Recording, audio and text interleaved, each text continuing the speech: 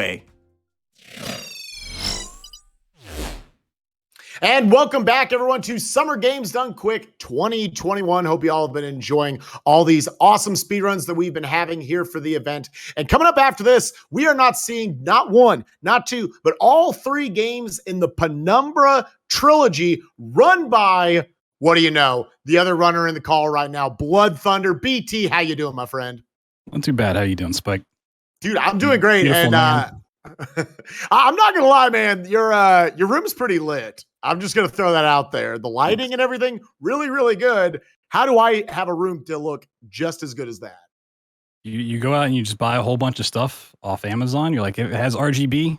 Throw it back there. Throw up some posters so you cover that ugly wall, and you're good. You know, it's all about lighting. God, I mean, I've just got like a bunch of random stuff thrown up, but like the lighting is just on point. Tons of random stuff. None of it makes sense. That's why it's blurred out. You don't need to pay attention. Love it, man. Love it. So I do want to talk to you a little bit. Obviously, you're about to run the Penumbra series, and I did hours of research this morning.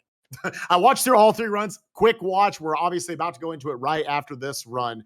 And I just want to know, immediately, like 2 seconds into the runs, you're already clipping out of bounds. There's tech all over the place. What is your favorite aspect about running this series?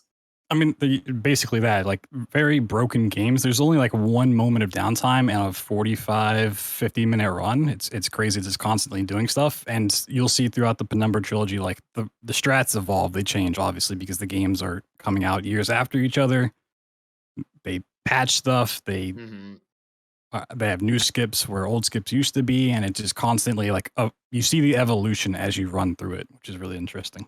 Yeah. Well, I'll talk a little bit about the fact that you are doing a trilogy run. And that's something tons of people I know have offered all sorts of, I'll do a bunch of Mega Mans, I'll do a bunch of Sonics. I know you've offered the BioShock trilogy in the past year for GDQ, but you are one of the first runners, along with Tomato Angus, in order to, who has actually successfully been able to get that into a GDQ. I guess, how exciting is it for you that you get to run not just one, but the entire trilogy on screen today? I mean, it's really cool. It's definitely become more of a thing throughout the speedrunning community. You know, you have like the 306 for Mario's, and people have picked it up for Resident Evil and tons of different series. And I got to showcase Penumbra Overture by itself a couple years ago, and it's fun to show that off, but it's just showing a very glimpse of the entire series that people may not be aware of. So showing off all three is a really, really cool experience. I've offered it. It's kind of a part of a larger anthology I've offered, the Frictional Games, which is including Amnesia and Soma. But that's gotten to be kind of too large for a GDQ spot, to be honest. Sure. So it's like just showing off part of it's really cool. And if people are interested, they can, go and find the larger parts. Yeah. Is there kind of another series that you would personally like to see? I mean, take all bias out of it, but you can be biased. Okay. That's fine. Is there any other series that you would like to see a full run of at a GDQ in the future? Whether run by you or someone else?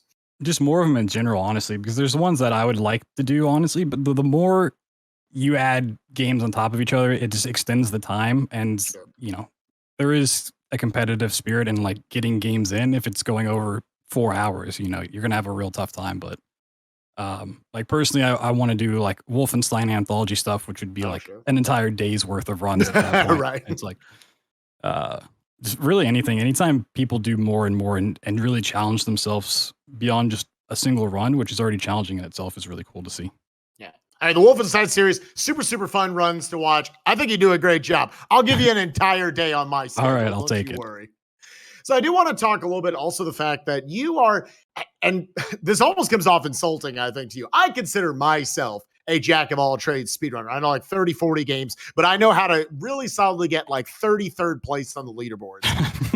BloodThunder, you know how to run 20, 30 plus games, and you are at the top of many of them. For maybe someone who's wanting to get into speedrunning and kind of wants to explore that, that kind of journey. And again, you say, I want to get into a bunch of different games, but I also want to feel like I'm at the highest level for all of them. What is your speedrun process like, I guess?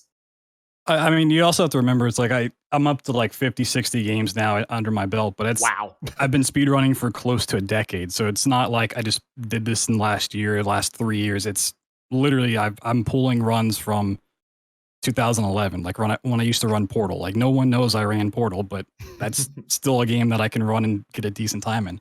But it's really, once you start going over more than just a game or even a series, because a series can be very identical in terms of like the type of route and type of glitches. It's just learning the process of learning. Like you have to pick up on like, all right, what do I need to go into this game learning? Do I need to learn the tricks? Do I need to learn how to optimize the menus? You just have to establish what you need to learn and what you need to remember. And then you can just apply that across really any game. It's kind of like learning a language. You know, you sit down and you learn French and it might take you 5 years.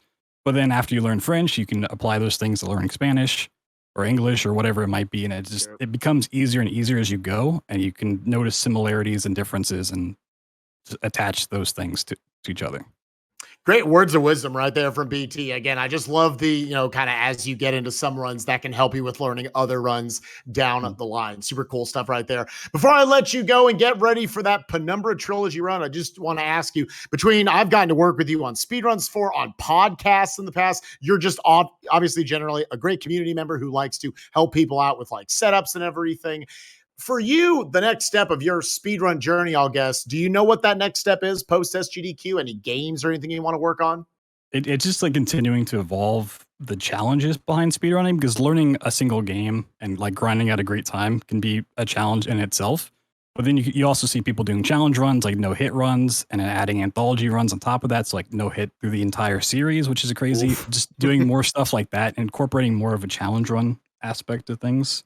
So tackling Wolfenstein Anthology, the Doom Anthology, stuff like that. Just continuing to push the limits without necessarily just grinding a game faster and faster.